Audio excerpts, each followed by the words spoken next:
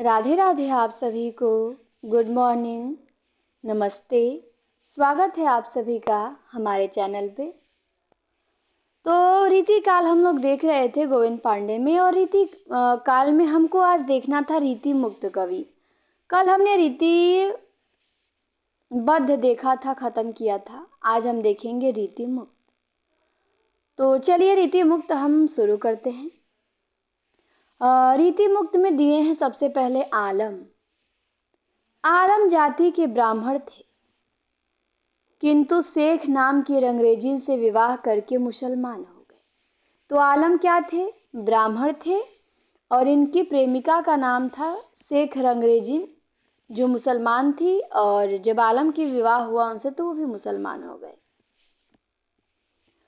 आलम औरंगजेब के दूसरे बेटे बहादुर शाह मुअज्जम के आश्रय में रहते थे।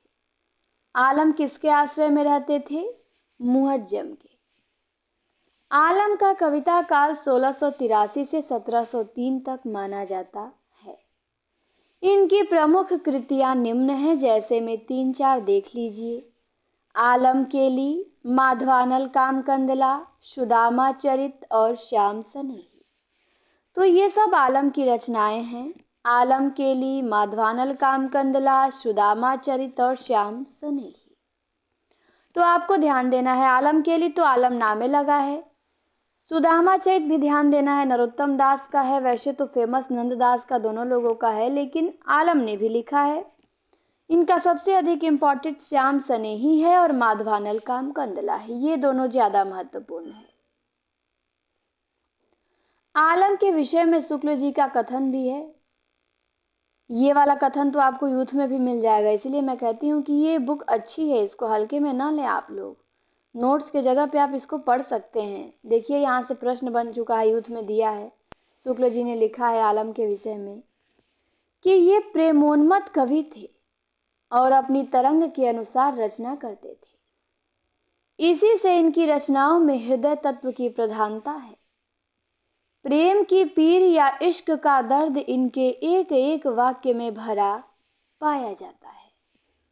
तो कौन कहता है? ये आपके आलम के बारे में शुक्ल जी कहते हैं कि प्रेम की पीर या इश्क का दर्द इनके एक एक वाक्य में भरा पाया जाता है। तो लोग घनानंद भी लगा देंगे कंफ्यूज होके। ध्यान दे, आलम के लिए कहे हैं। फिर कहा है शुक्ल जी ने कि प्रेम की तन्मयता की दृष्टि से आलम की गणना रसखान और घनानंद की कोटि में ही होनी चाहिए। शुक्ल जी ने घनानंद के विषय में लिखा है। क्या लिखा है? कि ये साक्षात रस मूर्ति और ब्रज भाषा काव्य के प्रधान स्तंभों में है। किसने लिखा है? शुक्ल जी ने लिखा है। किसके विषय में? घनानंद के विषय में। तो अब हमारे घनानंद यहां से शुरू हो गए कि ये साक्षात रस मूर्ति और ब्रज भाषा काव्य के प्रधान स्तंभों में है। आचार्य शुक्ल का हमने देखा कथन जो था। अब हम घनानंद का संक्षिप्त जीवन वृत्त थोड़ा सा हम देख लेंगे। तो इसमें ये दिया गया है, इनका जन्म दिया है। घनानंद का जन्म 1689 में, निधन 1739 में। जन्म स्थान इनका बुलंदशहर है, मृत्यु वृंदावन है। संप्रदाय निम्बार्क में दीक्षित हैं, गणिका सुजान हैं और आश्रयदाता मोहम्मद शाह रंगीले। तो घनानंद का जन्म स्थान बुलंदशहर हुआ था, मृत्यु वृंदावन में हुआ था। और किस संप्रदाय से प्रभावित थे? निम्बार्क संप्रदाय से। प्रेयसी इनकी सुजान थी, आश्रयदाता मोहम्मद शाह रंगीले थे। इसके बाद देखिए, इसके बाद दिया गया है घनानंद के संदर्भ में ब्रजनाथ ने 2 सवैया लिखा है, जो निम्न है। और ये सवैया भी प्रश्न में आ चुका है पेपर में कि ये किसने लिखा है। नेही महाब्रज भाषा प्रवीण और सुंदरताहू के भेद को जाने, जो वियोग की रीति में कोविद भावना भेद स्वरूप को जाने। तो नेही महाब्रज भाषा प्रवीण और सुंदरताहू के भेद को जाने किसने लिखा है? ब्रजनाथ ने लिखा है घनानंद की प्रशंसा में। आगे देखिए, और है, चाह के रंग में भिजियो हियो, बहुरे मिले प्रीतम शांति न माने, भाषा प्रवीण सुछंद सदा रहे, सो घनजू के कवित्व बखाने। फिर है, प्रेम सदा यति ऊंचे लहे, सुकहें इही भांति की बात छकी, सुन के सब मन ललचे दौरे पे, बौरे लख सब बुद्धि चकी, जग की कविताई के धोखे रहे, हाँ प्रवीणन की मति जात जकी, समुझे कविता घनानंद की, ही आखिन नेह की पीर तकी। घनानंद की प्रमुख काव्य कृतियां भी निम्नांकित हैं, 8 यहाँ पे दी गई हैं। तो इनकी लगभग सभी रचनाएं इंपॉर्टेंट हैं घनानंद की। तो देखिए, सुजान सागर है, इश्क लता है, विरह लीला है, वियोग बेली है, कोकसार, कृपाकंद, रसकेली वल्ली, यमुना यश। तो सुजान सागर भी ध्यान देना है, इश्क लता भी, विरह लीला भी, वियोग बेली भी, कोकसार भी, कृपाकंद भी और रसकेली वल्ली भी। लेकिन यह भी पूछता है कि घनानंद की कौन सी रचना ब्रज भाषा में है किंतु फारसी के छंदों में है, तो वो इनकी विरह लीला है। ये फारसी छंदों में लिखी गई है। घनानंद के संदर्भ में शुक्ल जी के कुछ कथन हैं जो कि बहुत सुपर मोस्ट हैं, तो इनको हम लोग देख लेते हैं।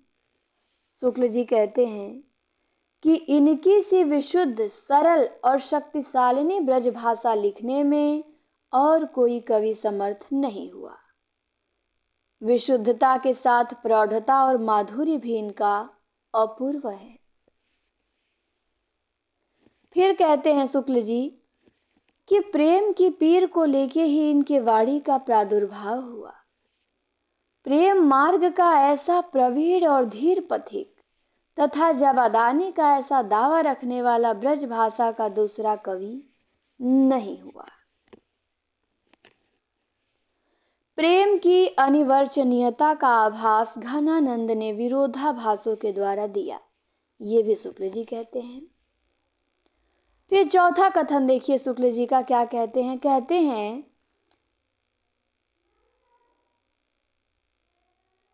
कि घनानंद उन विरले कवियों में हैं जो भाषा की व्यंजकता बढ़ाते हैं। अपनी भावनाओं के अनूठे रूप रंग की व्यंजना के लिए भाषा का ऐसा बेधड़क प्रयोग करने वाला हिंदी के पुराने कवियों में दूसरा नहीं हुआ। भाषा के लक्षक और व्यंजक बल की सीमा कहाँ तक है, इसकी पूरी परख इन्हीं को थी। तो ये नीचे वाला कथन देके पूछा था पेपर में कि शुक्ल जी ने ये कथन किसके लिए कहा है कि भाषा के लक्षक और व्यंजक बल की सीमा कहाँ तक है, इसकी पूरी परख इन्हीं को थी। आगे देखिए, लाछड़िक मूर्तिमता और प्रयोग वैचित्र की जो छटा इनमें दिखाई पड़ी, खेद है कि वह फिर 225 वर्ष पीछे जाके आधुनिक काल के उत्तरार्ध में अर्थात वर्तमान काल की नूतन काव्यधारा में ही अभिव्यंजनावाद के प्रभाव से कुछ विदेशी रंग लिए प्रकट हुई। तो किसका कथन है? ये भी शुक्ल जी का कथन है घनानंद के। आगे देखते हैं, शुक्ल जी के बाद दिनकर ने भी लिखा है इनके बारे में। दिनकर क्या लिखते हैं?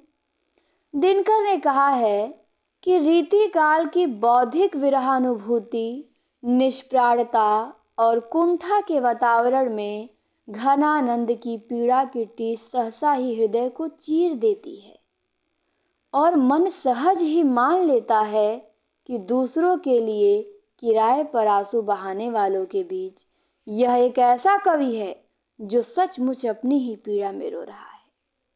बहुत बढ़िया कथन कहे हैं ये दिनकर जी घनानंद के बारे में कि ये ऐसा वातावरण था कि जो दूसरों के लिए किराए पे आंसू बहाते थे पैसा लेके, और उस समय एक ऐसा कवि था जो सचमुच अपनी ही पीड़ा में रो रहा है, वो थे घनानंद। और ये कथन कहते हैं रामधारी सिंह दिनकर। बहुत बढ़िया कथन है, पूछा जा सकता है, ये इम्पोर्टेंट। आगे आइए। तो अब घनानंद के बाद हम किसको देखेंगे? अब हम देखेंगे बोधा को। बोधा को देखेंगे।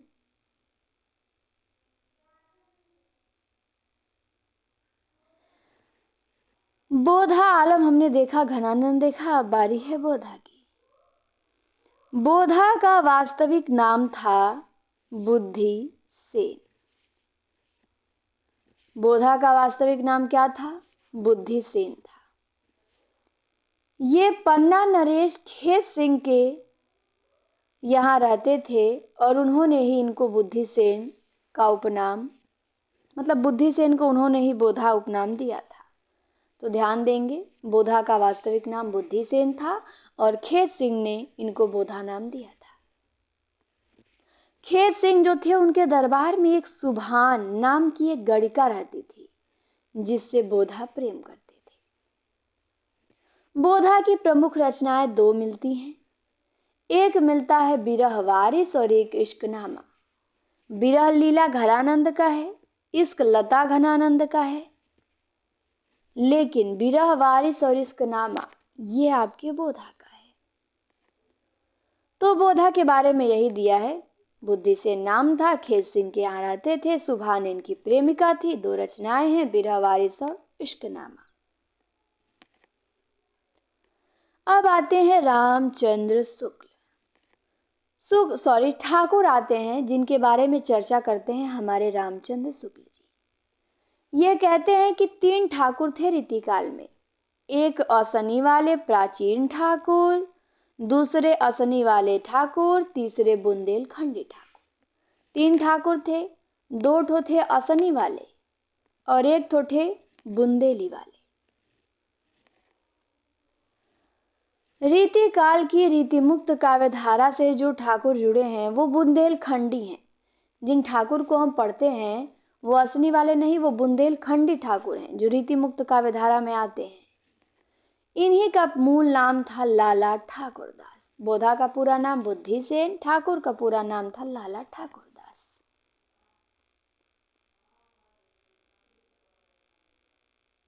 ठाकुर के आश्रयदाता जैतपुर नरेश राजा केसरी सिंह तथा उनके पुत्र राजा परीक्षित थे।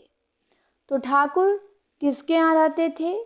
जैतपुर नरेश राजा केसरी सिंह तथा उनके पुत्र राजा परीक्षित के यहाँ। ठाकुर की 2 ही रचनाएं मिलती हैं, एक ठाकुर ठसक और एक ठाकुर शतक। ठाकुर ठसक, ठाकुर शतक। आचार्य रामचंद्र शुक्ल ने ठाकुर के संबंध में लिखा है, तो ये कथन इंपॉर्टेंट है शुक्ल जी का, जो दोनों है ठाकुर के बारे में। रचना इनकी ठाकुर की नहीं पूछी जाती है। लिखा है कि ठाकुर बहुत ही सच्ची उमंग के कवि थे। इनमें कृत्रिमता का लेश नहीं है, न तो कहीं व्यर्थ का शब्दाडंबर है, न कल्पना की झूठी उड़ान और न अनुभूति के विरुद्ध भाव का उत्कर्ष है। तो शुक्ल जी लिखते हैं कि ठाकुर सच्ची उमंग के कवि थे। कौन कहता है? शुक्ल जी। फिर शुक्ल जी ने लिखा है कि ठाकुर प्रधानतः प्रेम निरूपक होने पर भी लोक व्यवहार के अनेकांगदर्शी कवि थे। कौन कहता है? शुक्ल जी कहते हैं कि ये प्रधानतः प्रेम निरूपक होने के साथ लोक व्यवहार की अनेकांगदर्शी कवि थे। तो ठाकुर हमारे यहीं पे समाप्त होते हैं। घनानंद देखा, आलम देखा, बोधा देखा, ठाकुर देखा, रीति मुक्त 4 कवियों को देख लिया। अब बचे हैं केवल हमारे द्विजदेव। द्विजदेव को हम देखेंगे। द्विजदेव का पूरा नाम था महाराज मान सिंह। ये अयोध्या के राजा थे। द्विजदेव का पूरा नाम मान सिंह था। ये अयोध्या के राजा थे। इनकी 2 प्रमुख रचनाएं हैं, एक श्रृंगार लतिका और एक श्रृंगार बतीशी। शुक्ल ने लिखा है क्या लिखा है द्विजदेव के बारे में कि ब्रज भाषा के श्रृंगारी कवियों की परंपरा में इन्हें अंतिम प्रसिद्ध कवि समझना चाहिए। जिस प्रकार लक्षण ग्रंथ लिखने वाले कवियों में पद्माकर अंतिम प्रसिद्ध कवि हैं, उसी प्रकार समूची श्रृंगार परंपरा में इनकी सी सरस और भावमयी फुटकर श्रृंगारी कविता फिर दुर्लभ हो गई। तो ये शुक्ल जी का कथन है द्विजदेव के लिए। तो प्रश्न भी बनता है कि शुक्ल जी ब्रज भाषा का अंतिम प्रसिद्ध श्रृंगारी कवि किसे मानते हैं? द्विजदेव को मानते हैं। फिर शुक्ल जी ने लिखा है द्विजदेव के लिए कि ऋतु वर्णनों में इनके हृदय का उल्लास उमड़ पड़ता है। तो दो ही कथन है द्विजदेव के बारे में, पर शुक्ल जी के जो भी कथन है, किसी भी कवि के बारे में टिप्पणी किए हैं, तो वो हमारे लिए महत्वपूर्ण हो जाता है। तो हमारा रीतिकाल यहीं पे समाप्त हुआ। अब हम आते हैं रीतिकाल की पंक्तियों पे। जब हम पंक्तियां देख लेंगे तो हमारा रीतिकाल क्या हो जाएगा? पूरी तरह समाप्त हो जाएगा। पंक्तियां हैं फिर विविध हैं, उसके बाद हम आधुनिक काल में एंट्री कर जाएंगे। तो चलिए कुछ पंक्तियां भी आज हम देख लेते हैं। जैसे में रीतिबद्ध कवियों की पंक्तियां दी गई हैं सबसे पहले, जिसमें चिंतामणि हैं। तो पहली पंक्ति दी गई है, रीति सुभाषा कवित्व की बरनत बुध अनुसार। कवि कुल कल्पतरु इनकी रचना है, उसी रचना से ये पंक्ति है। रीति सुभाषा कवित्व की बरनत बुध अनुसार, चिंतामणि। दूसरी पंक्ति क्या है? तो पहली ज्यादा इंपॉर्टेंट है, दूसरी है, ए उदारत है तिन्हें जे परे मेह महोदधि के जल फेरे। तो दूसरी उतनी खास नहीं है, पहली इंपॉर्टेंट है। तीसरी महत्वपूर्ण है, इक आजू में कुंदन बेल लखी मन मंदिर की रुचि वृंद भरे अरविंद के पल्लव इंदु तहाँ अरविंदन ते मकरंद झरे। तो इक आजू में कुंदन बेल लखी मन मंदिर की रुचि वृंद भरे अरविंद के पल्लव इंदु तहाँ अरविंद ते मकरंद झरे, चिंतामणि की है। फिर चौथी पंक्ति भी जो इंपॉर्टेंट है केवल उसी पे मैं हाईलाइट करूंगी। तो चौथी भी इंपॉर्टेंट है, इनकी आ गई है, तो पेपर में आई हुई है। आखिन मुदिबे के मिसानी अचानक पीठ उरोज लगावे कहूँ कहूँ मुस्काए चिते अगराए अनुपम अंग दिखावे। तो आखिन मुदिबे के मिसानी अचानक पीठ उरोज लगावे, ये पंक्ति किसकी है? तो ये पंक्ति है चिंतामणि की। पांचवी पंक्ति क्या दी गई है? पांचवी दी गई है इनकी, चिंतामणि की पांचवी पंक्ति है, अवलोकन में पलके न लगे। पांचवी पंक्ति क्या है? अवलोकन में पलके न लगे पलको अवलोकि बिना ललके पति के परिपूरन प्रेम पगी मन और स्वभाव लगे न मगे। तियके बिह सौह विलोकनि में मनि आनंद आखिने हो झलके। तो इनकी पांचवी पंक्ति भी ठीक ठाक है, इसे भी ध्यान दे सकते हैं कि अवलोकनि में पलके न लगे पलको अवलोकि बिना ललके। तो पांचवी भी इनकी अच्छी पंक्ति है। फिर ये तो सुपर मोस्ट है भाई, पेपर में आई हुई है, रसवंत कवितन को रस ज्यो अखरान के ऊपर है छलके। रसवंत कवितन को रस ज्यो अखरान के ऊपर है छलके, किसकी है? तो चिंतामणि की। सगुन अलंकार सहित दोष रहित जो होई शब्द अर्थ ताको कवित विबुध शब होई। तो चिंतामणि की आपको पंक्तियां भाई, इसमें से तो कई ठो परीक्षा में आ चुकी हैं, तो इनकी आपको लगभग सभी पंक्तियां ही ध्यान देनी है। रीति सुभाषा कवित्व की बरनत बुध अनुसार ध्यान देना है। इक आजू में कुंदन बेली लखी आखिन मुदिबे के मिशानी रसवंत कमितन को रस जो सगुन अलंकार सहित दोष रहित जो हुई। चिंतामणि को आप अच्छे से याद कर लीजिए। आगे आइए, आगे आपको क्या दिया गया है? मतिराम आए हैं।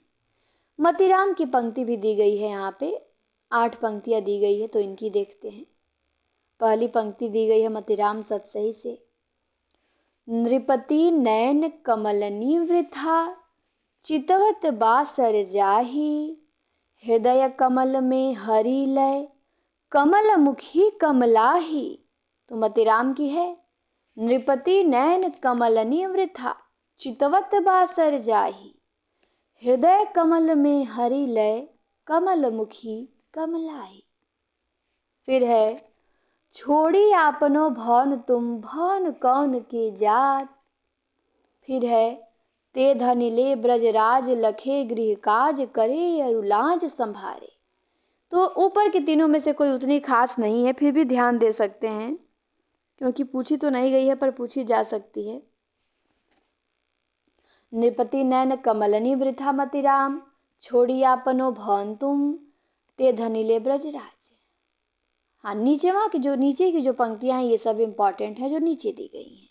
जैसे चौथे नंबर मतिराम की ये बहुत अच्छी है कि को किते का उपाय करो, कहु होत है आपुने, पीऊ पर आए। ये मतिराम करते हैं कि को किते का उपाय करो, कहु होत है आपुने, पीऊ पर आए। फिर मतिराम की ये तो सुपर मोस्ट है पंक्ति, कुंदन को रंग फीको लगे, कुंदन को रंग फीको लगे, झलके अति अंगिनी चारु गोराई। तो ये मतिराम की है, आँखिन में अलसानी चितौन में मंजू बिलासन की सरसाई, अको बिनु मोल बिकात नहीं, मतिराम लहे मुस्कानी मिठाई। तो कुंदन को रंग फीको लगे, आँखिन में अलसानी चितौन में, ये है मतिराम की। फिर मतिराम की ये पंक्ति और महत्वपूर्ण है, जो जो निहारिये नेरे है नैननी, त्यों त्यों खरी निकरे सी निकाई। ऐसे ही घनानंद की है तो वो कंफ्यूज कर देती है, तो आपको ध्यान रखना है कि मतिराम की पंक्ति में ज्यों ज्यों पहले आया है कि ज्यों ज्यों निहारिये नेरे है नैननी, त्यों त्यों खरी निकरे सी निकाई। फिर क्या है, फिर है, क्यों इन आँखिन सो निहसंक है, मोहन को तन पानिप पीजे, नेकु निहारे कलंक लगे, यही गांव बसे कहूँ कैसे के जीजे। तो ये भी आपके मतिराम की है। फिर मतिराम की 7वीं पंक्ति देखिए क्या है, केली के रात अघान नहीं, दिनही में ललाप निघात लगाई। ये भी मतिराम की है। फिर है, दो आनंद सो आंगन मांझ विराजे, आषाढ़ की सांझ सुहाई, आँखिन ते गिरे आंसुन की बूंद, सुहास उड़ी गयो हंस की नाई।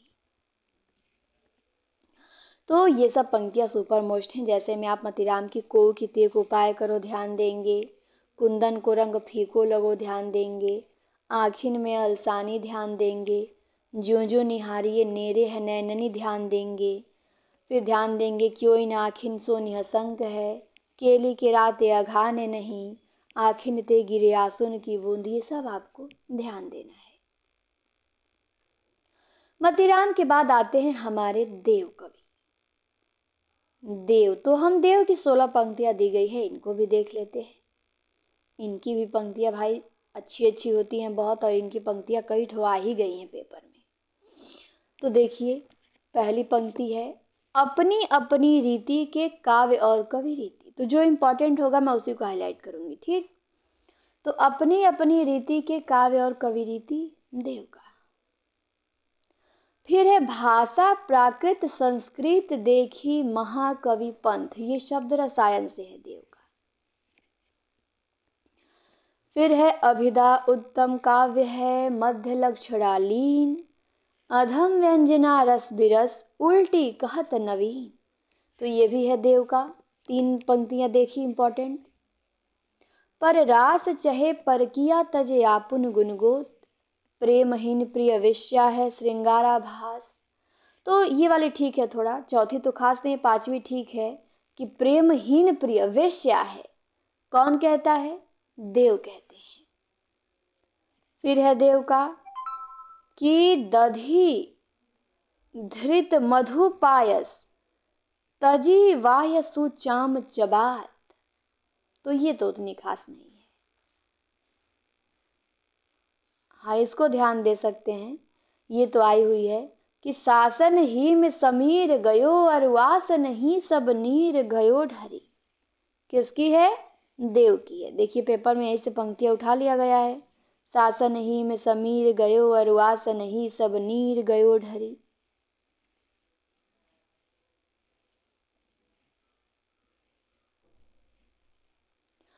फिर है अगला कि बेग ही बूढ़ गई पखियां अखियां मधु की मखिया भई मेरी।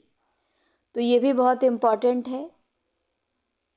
देव की पंक्ति, बेग ही बूढ़ गई पखिया अखियां मधु की मखिया भई मेरी। अशासन ही में समीर गयो, ये भी महत्वपूर्ण है।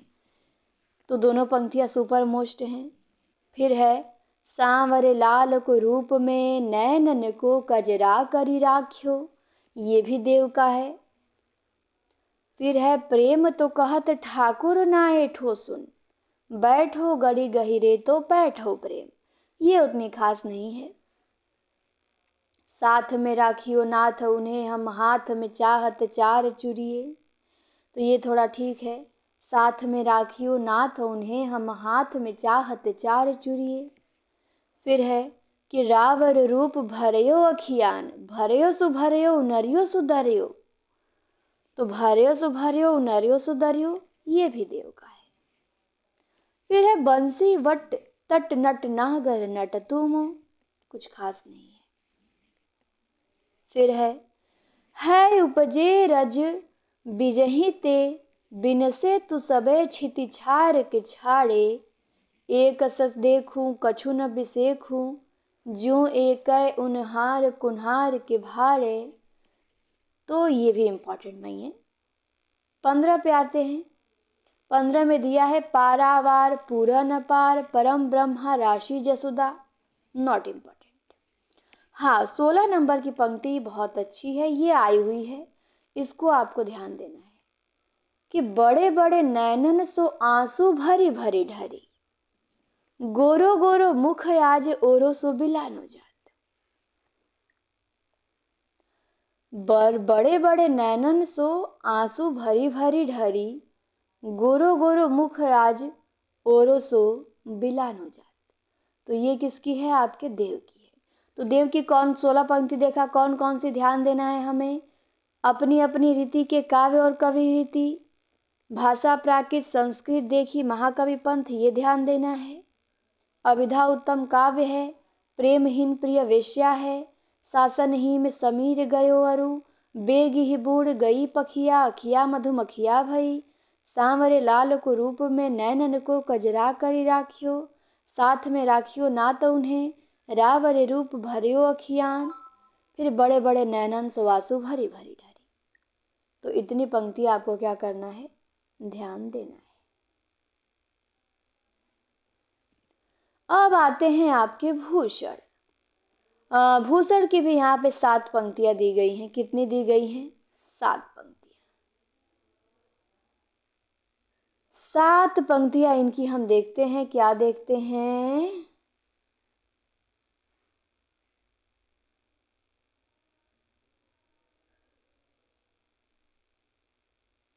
चलिए, सुकविन हूँ कछु कृपा समुझे कविन को पंथ। ये शिवराज भूषण से है। भूषण का अच्छी पंक्ति है। सुकविन हूँ, भूषण कहते हैं कि सुकविन हूँ कछु कृपा समुझे कविन को पंथ। फिर भूषण कहते हैं शिवा को बखानो की बखानो छत्रसाल को। फिर है इंद्र जी भी जंभ पे 12 वर्ष सुअंब पे। तो ये भी भूषण की अच्छी है। सुकविन हूँ कछु कृपा करो, इंद्र जी भी जंभ पे 12 वर्ष सुअंब पे। फिर इसके बाद है दारा की दौर यह रार नहीं खजुबे की। शायद ये पंक्ति हाल ही में नेट में पूछी गई थी कि दारा की दौर यह रार नहीं खजुबे की। फिर है शिवाजी न होत तो सुनत हो सबकी। फिर है ऊंचे घोर मंदिर के अंदर रहनवारी है, ऊंचे घोर मंदिर के अंदर रहाती है। ये भी इनकी पंक्ति इंपॉर्टेंट है। कंदमूल भोग करे, कंदमूल भोग करे, 3 बेर खाती सो 3 बेर खाती है। कौन कहता है?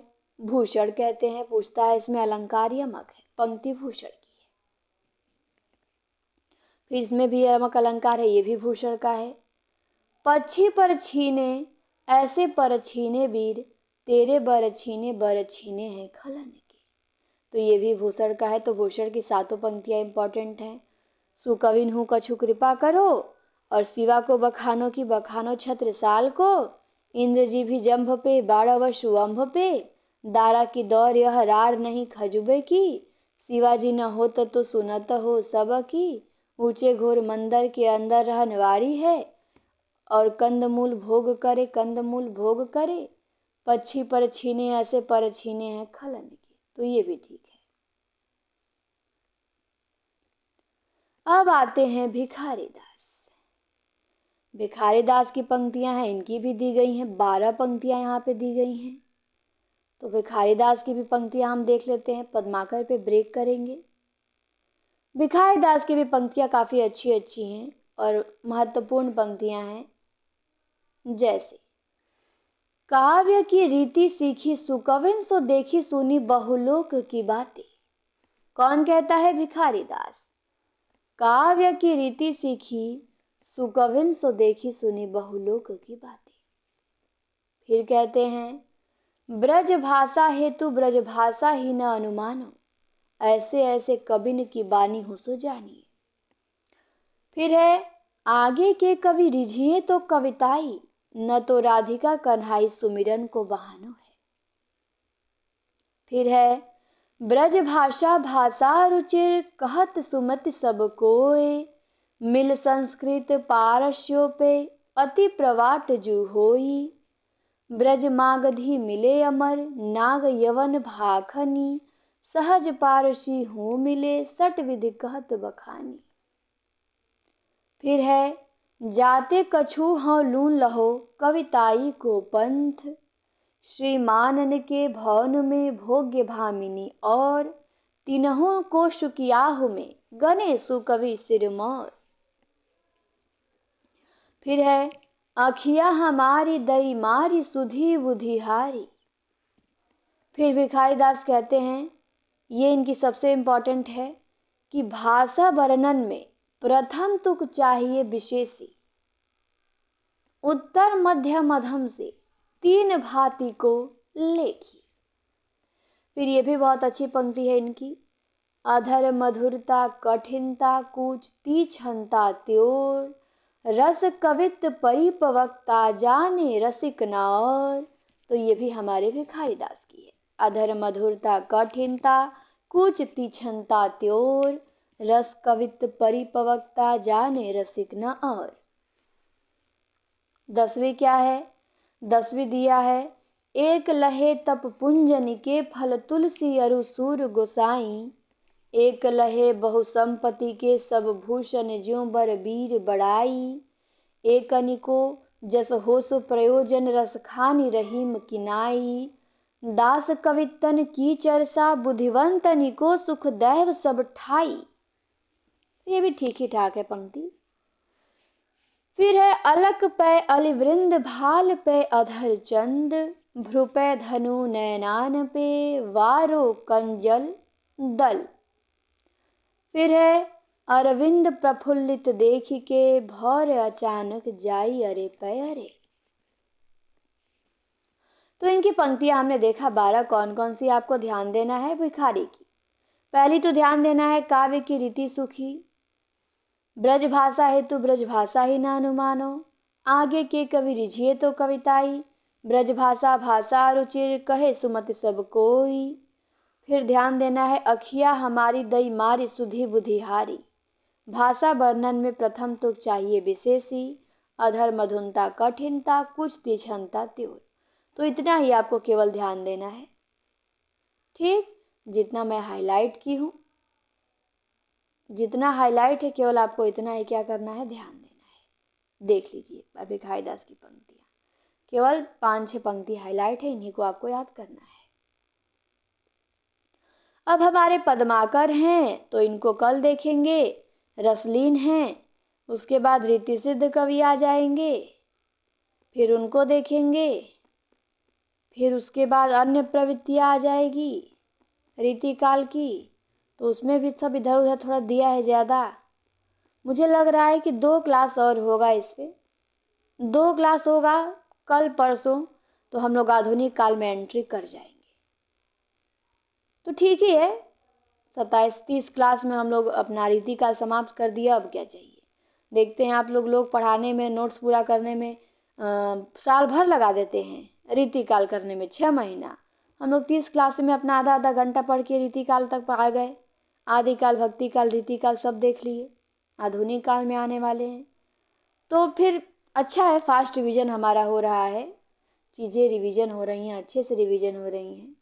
तो आप लोग क्लास को देखिए और शेयर किया करिए सभी के। हाँ, आपके संपर्क में जितने भी लोग हैं लाइक करें, पहली बार जुड़े हों सब्सक्राइब कीजिए हमें, और टेलीग्राम से आप सभी जुड़ जाएं। क्लास कैसी लगी कमेंट में बताइएगा।